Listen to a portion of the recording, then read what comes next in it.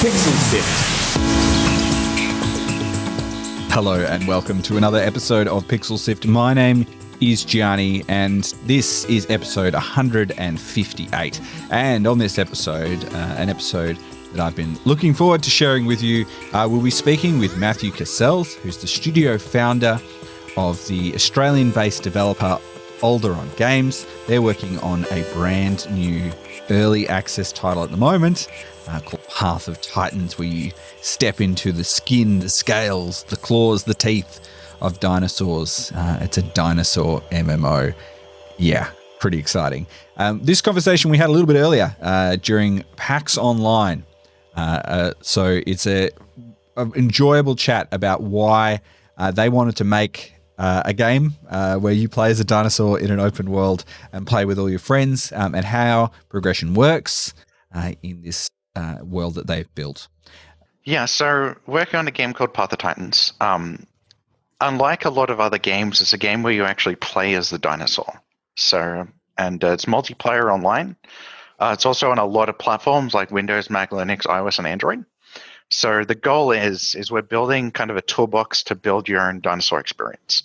So there's a lot of, when people play dinosaurs, they like role-playing, they like various different types of gameplay. Some people are super into immersion and things like that, and they come up with dinosaur profiles and rules and like how they like playing the game. And so we figured we'd give people a toolbox to go take this and use it as a foundation and go build your own dinosaur experience, how you want to play with other people. How does it work? Do you just pick your favorite dinosaur and just go, or do you have to work your way through? Do you start with small dinosaurs and get bigger as you go along? Yeah, so we have a mechanic called seamless growth, where you can start out as a baby and kind of grow your way up. We've got nesting as well, so you can nest in other players, so you can kind of like have a baby dinosaur you have to look after. And he can grow and you get kind of rewarded for keeping your baby dinosaur alive. There's features where you can nest in an AI dinosaur as well if you've kind of run out of friends or kind of grown up. But it's kind of like an MMO game. But because dinosaurs don't have opposable thumbs, we've kind of came up with new gameplay elements to like make the game interesting and things like that. And yeah, there's 200 players a server, cross-platform, things like that. So there's a development kit as well, so you can mod your own dinosaurs in as well. So if you want like a new kind of dinosaur, because there's so many different types, like someone might want a T-Rex and someone might want a different kind of dinosaur, and you can go mod that in, make your own maps kind of thing. Can you tell me a little bit more about the tasks that you have to do as a dinosaur? Because you said it's not quite like a normal MMO. You're not going and collecting, 5 berries, or are you going and collecting 5 berries? So, if you look at a traditional game, a survival game like Rust or something like that, you've got like base building and things like that. But because we don't have opposable thumbs, you're a dinosaur. So we've got like quests in game. So what'll happen is you'll actually do quests. There's like, you might get a quest for building a nest or hunting people down. There's like dynamically generated quests. You've got grouping as well, so you can make kind of like a pack, and you have a pack leader and you kind of team up and share quests. And completing quests will get you a currency in game called marks, which is like our form of progression.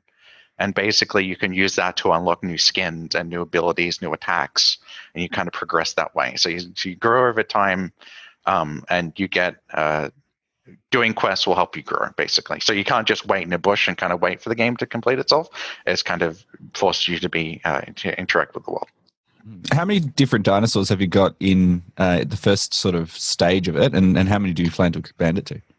So currently the first stage we're looking at like 18, which is a pretty good split between carnivore and herbivore. But the final game, we're kind of looking at like 36 and counting. So it's one of those things where you can kind of keep adding more dinosaurs. What we like to do is we like to have a variance between the dinosaurs, so they all play differently. So a lot of people kind of like these games to be balanced, and they kind of why doesn't everyone just play the T-Rex, right? It's really big. So we like to look at it instead of everyone playing one dinosaur, we'd like to balance it so each one has a different play style. So it's not about all the dinosaurs being equally popular. It's about how do you like playing the game, So you might want to play as a smaller dinosaur that can hide better, that's got a pounce, that can, do tree climbing or something like that, and gliding and So you've kind of got different things you're interested in. So Like different classes almost. Yeah. So it's kind of like classes, but we've kind of take dinosaurs, and we're going to look at how people play our game. Someone might spawn in, they just might run around killing everybody, but someone else might be like really stealthy and play the game differently. So we've kind of figured out a different play style. So each of the dinosaurs we've chosen has a very specific play style we're trying to go after for people, for sure. You mentioned a little bit there that there's some modding capabilities, and to me, when I hear about modding and sort of online multiplayer games, it sort of seems like that they can kind of be at odds. How are you going to balance that someone doesn't just make an invisible dinosaur that goes around at 100 kilometers an hour slicing people? So I've got a huge modding background. So I made a really popular mod on Arma 3 called Breaking Point, and had close to 1 million players play that. Survival game, things like that.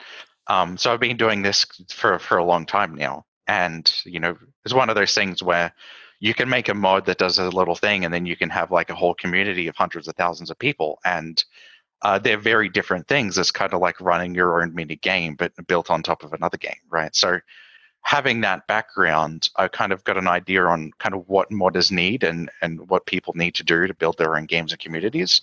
So in a lot of games, what people do is they kind of add in modding after the fact. So they've made the game, and then they'll kind of push modding in as like, oh, this will be great, add this. And that's kind of like just having a single player game like Skyrim or something, and let's just add multiplayer, right? And some people can imagine how complicated that can be just reactively adding it in. So because we knew we're going to do cross-platform and modding from the start, we've kind of started the game with modding. So when we're making like the quest system, we're thinking, how can we make this as easy as possible to mod in, right? So all our game systems are designed around that functionality.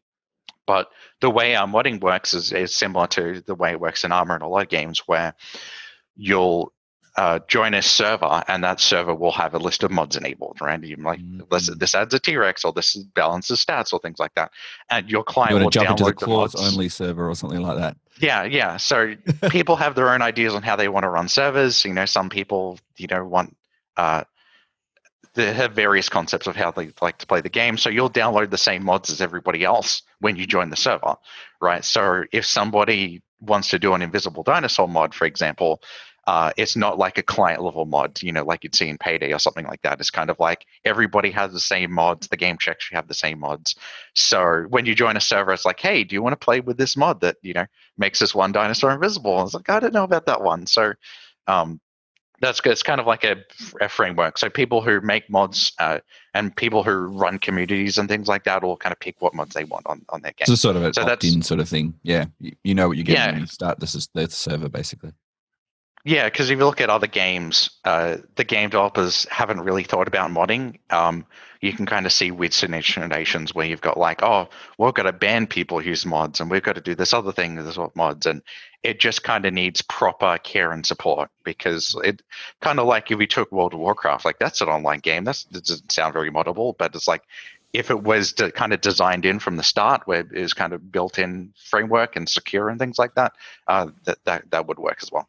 Can you tell me, because you're on a lot of different platforms, you're going to many different ones. Are you supporting mods on all of those, and how does that all work? Yeah, so we've created a very creative solution to that. So basically, we have a thing called a cloud cooker, where you upload a copy of your mod source code to us, and we have a service that builds it for you and kind of distributes it on a CDN and stuff like that. And we actually build it for all the platforms behind the scenes. So let's say you're on Windows and you're making a mod, we can actually build it for Mac and iOS and things like that, even if you don't have a Mac, right? So we've kind of taken care of that kind of service thing. And from my experience of doing mods in the past, that can be a very significant issue. If you're on a Mac and you're making a mod and no one on Windows can play it, well, that's the majority of users, right? That's like a huge problem. So those kind of problems were kind of just designed and solved. And if we add more platforms in the future, that problem will get solved as well. So how far along in the stage of development is the game right now? So we've got a demo out for backers for a crowdfunding campaign right now. So it's kind of still in the early stages. A lot of these survival games have building blocks. So you might have like a survival and then a hunger and water thing, and you might have like a building thing, and each of these mechanics kind of build on top of each other. So you've got like growth and nesting and all these mechanics we're working on. So in order to get a whole complete gameplay loop, you basically get these building blocks done and they all kind of connect to each other. And so that's something we're working on for sure. What are some of the coolest things you reckon people will really enjoy if they jump into? Cool. The demo? So the bit I like is you can log in right away. There's a bunch of other people playing. You can take your same progress and log out and play on your phone as well, which is pretty cool. So you might be in different scenarios and things like that, or you can carry over. But the bit I like is there's not a lot of dinosaur games, right? So if you look at all the dinosaur games currently, you might find like 7, for example, and among those 7, some of them are like park builders, but there's very few play as a dinosaur kind of game experiences like this. So I think that kind of aspect will really stand out for people in the, hey, it can actually be the dinosaur. There's really cool stuff to do. We're trying to get it so even if you're not a hardcore dinosaur fan, you're still really going to like the game, because there's people who are like, I grew up with dinosaurs as a kid. I really love dinosaurs. Those people are going to like the game too, but we're also focusing on, you might barely like dinosaurs and the game could still be really cool. And that's kind of where we're going for as well. Yeah, awesome. I can't wait until someone makes, I imagine, the inevitable Dinotopia mod where they put humans in and start putting in the building and all that sort of stuff. I reckon that'd be really for fun. Sure. To check out as well. So people can pick up the demo right now. And do you say you're in crowdfunding, or you've already done your crowdfunding for this game? Yeah, so we've got we've taken a little bit of a different approach. We've got like an ongoing crowdfunding. So what a lot of games do is they might do a crowdfunding for 30 days or something like that, and it kind of combines like, everybody, you're going to run out, it's going to expire quick, back the game now, and that works great. But a lot of people find that your game kind of slowly gets discovered over time, and there's a lot of people that kind of miss out. And so we've kind of pioneered a different crowdfunding approach where, hey, we're going to help crowdfund this over the development lifecycle of the game. We're going to get people back as a demo so you can kind of give us feedback and things like that. And it's not really like an early access game, but more so as, hey, we want to help you build the game with us. It's about modding. It's about running community servers and things like that. So those aspects are kind of really important that we kind of want to get down. So that's how it's kind of different from other crowdfunding. It's an interesting trend. I've started to see a lot more smaller studios and even bigger ones as well move towards almost like a Patreon model where people pay a little bit every month and they just get the new builds that come out or whatever. And I think it's interesting that, many years ago it was all Kickstarter or nothing, or, that's it. And I'm keen to see lots of different models to the way that the games can be made. So sounds cool. Yep. Anything else you wanted to add? Do you think that people should really know about the game or something they should come into the game with if they're going to play it this weekend or in the future? Sure, I'd say definitely come check it out if you're able to. It works on a lot of devices: Windows, Mac, Linux, iOS, and Android. So there's a lot of options. There's a lot of people that say might have a console but doesn't have a PC, but you can also check it out on phone and things like that. So that's definitely a great option. One thing we really like is people come join our Discord and group up with people. So because it's a multiplayer game, playing it with friends is definitely a lot better than playing it by yourself. So you'll want to kind of group up as you do. There's tools to kind of group up in game, but if you can kind of like, hey, join a voice chat call and things like that and kind of group up and play together. There's a lot of game tools we've came up with to kind of help that kind of thing. So one of them is Waystones. So you can also basically, there's a stone in game. You can kind of go up to it and you kind of teleport your friend to where you are. So there's a lot of these games where classic WoW. I think it's like, it's kind of like you might play a survival game like Rust or DayZ or something, and you'll be like, oh, I'm playing with my partner, and they're the other side of the map, and I'm going to spend 4 hours finding them, and then we're going to die, and then we're going to be like, well, I guess we do that over again. So we kind of wanted people to get straight into the fun parts of the game, which is group up with a friend really quickly and kind of go explore. And that's kind of the vibe we're going. It's not really rewarding kind of running around aimlessly just to group up with somebody. And some people might really like that and they can kind of make their own servers and turn that stuff off. But the kind of vanilla experience we wanted to get is to target kind of most people is going to have fun for sure. So probably skewing more on the gameplay side rather than a strict, accurate dinosaur simulator, because I don't remember there being Waystones in the in the archaeological record. But maybe that's we missed that and all that. So. Yeah, so the way accuracy and things like that work is people really like accurate dinosaurs.